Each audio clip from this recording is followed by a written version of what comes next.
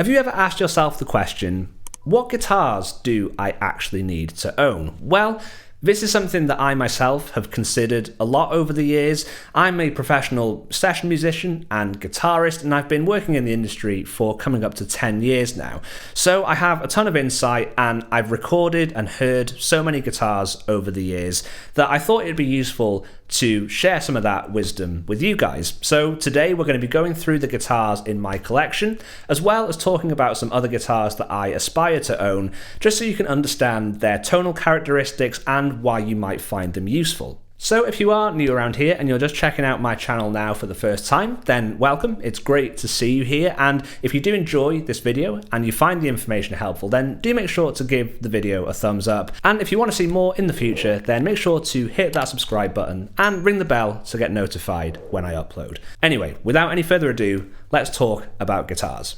And more importantly, let's play some. With me being a session guitarist, I need maximum versatility in all of the guitars that I own. I like to have guitars that do a multiple of jobs really, really well, because that's the best way to get value for money out of your purchases, and it's the best way to get good sounding results when you're tracking guitar parts. I spend the majority of my time listening to my guitar through a microphone, using headphones, so I really do tend to pick up on all of the subtle differences that you might not necessarily get if you're just listening to the guitar in the room.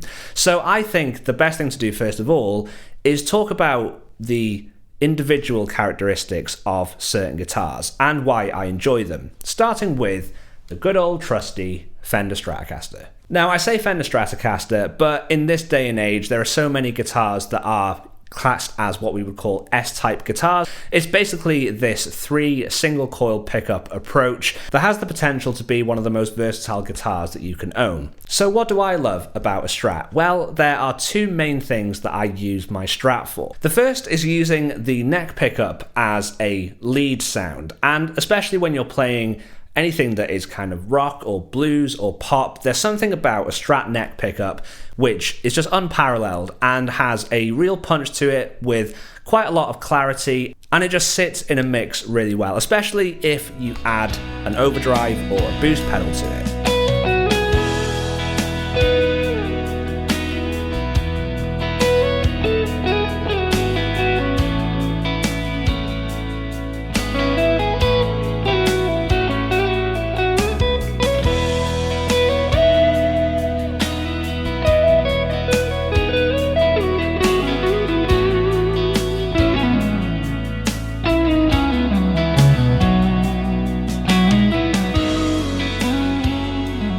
I find a Strat neck pickup has a real warmth and a real roundness to the notes, while still having a lot of definition because it is inherently a single coil. That definition is not something that you get from humbuckers or pickups with a higher output. Everything tends to get a little bit muddier, and there are just certain songs and certain scenarios where you're going to want that clarity in your tone. But the real beauty of S-style guitars are positions 2 and 4, which are basically the neck and middle and the middle and bridge.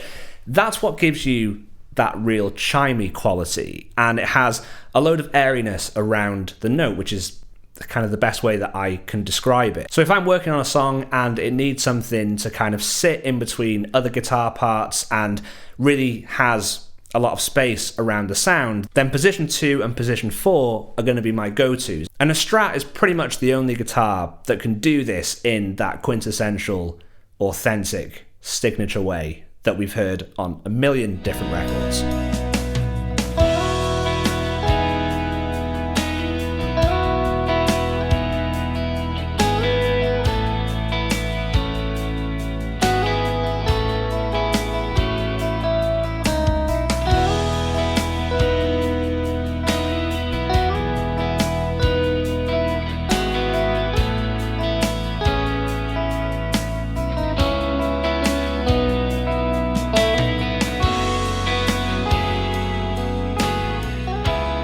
Now, the next guitar that we need to talk about is the Telecaster. I kind of see this as the partner of the Strat.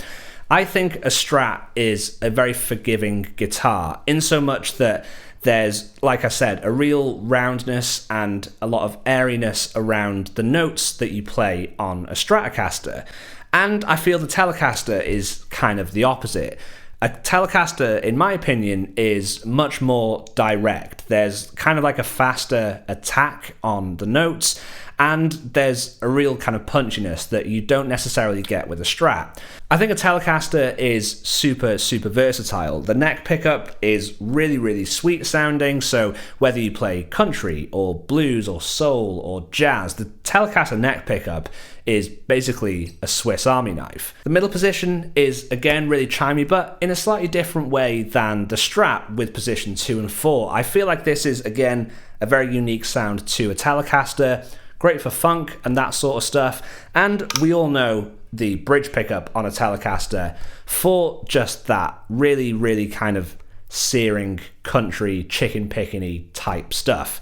And I really like all options on a Telecaster. I think they all sound great. The reason that I have this one is because it has the maple neck. Now, maple is typically brighter than rosewood, like I have on my Strat, so that tonally is slightly different. It's a little bit brighter and it's a little bit snappier. If you're wanting some variation and you're wanting some versatility, then having two guitars with different wood materials on the fretboard is a really great place to actually start with that.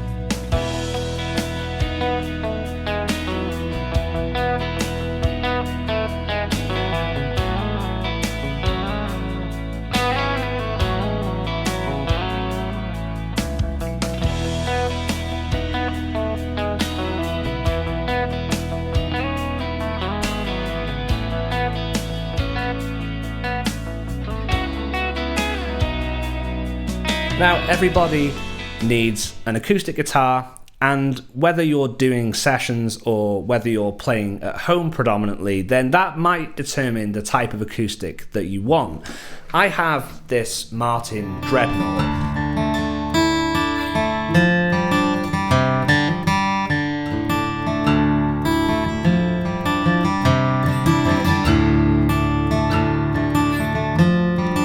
I think a Dreadnought is a really good all-rounder. If you mix things up between maybe strumming and more finger picking, then a Dreadnought is going to handle those two styles really well. I think if you're just playing guitar at home, then the most important things are finding something that is comfortable, that just gives you the sound that you want.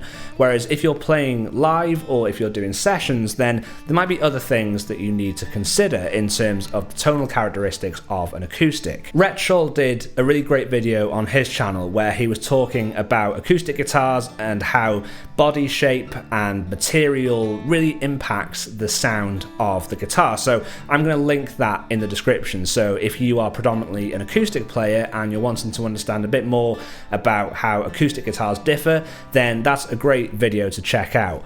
But you really just need to think about the application of how you're going to use an acoustic to really help drive your decision as to which one is going to be right for you. But I'm definitely on the lookout for a smaller bodied acoustic, kind of like a parlor style body shape, because they tend to have a lot more mid-range and definition for more finger-picked kind of tonalities, I suppose. You know, you can't beat this for just strumming those big open chords.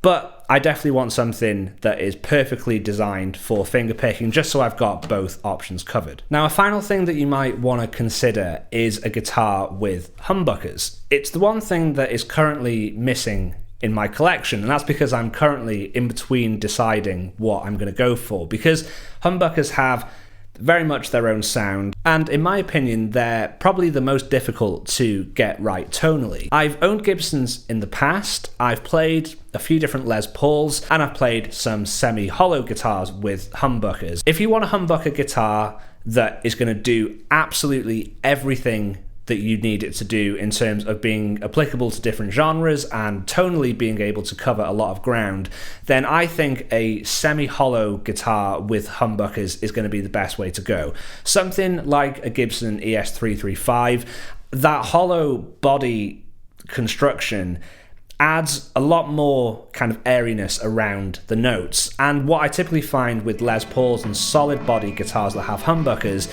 is that they can quite quickly become really woolly and undefined in a mix. And that is sometimes okay, especially in heavier types of music where you've got, a lot of overdrive or distortion and you just want, pure power and definition isn't necessarily important. Then a Les Paul is going to do that job absolutely great. And if you did want to kind of swap out pickups and things like that, there are some great humbuckers out there that kind of mitigate a lot of those issues with sort of too much bass and not enough articulation. But what I find with humbucker guitars that are hollow or semi-hollow is that they just sit so much nicer in a particular mix, regardless of the genre or the style of music. For my money, the ES335 is the one to go for. That's what I'm going to be purchasing eventually, just because that is where you're going to get the most versatility. I hope you found that useful. I hope the sound clips gave you some insight into how all of these guitars differ slightly and how they all work in the context of making music and writing guitar parts. Thanks so much for watching this video. Just a reminder that new videos are posted every single Tuesday, and if you're looking for something else to watch, maybe you're looking to freshen up the guitars that you already have rather than purchasing new ones, then I recommend checking out this video, which has a bunch of useful tips on how to improve your guitars on a budget. So enjoy it, leave a comment down below, and I will see you all in the next video.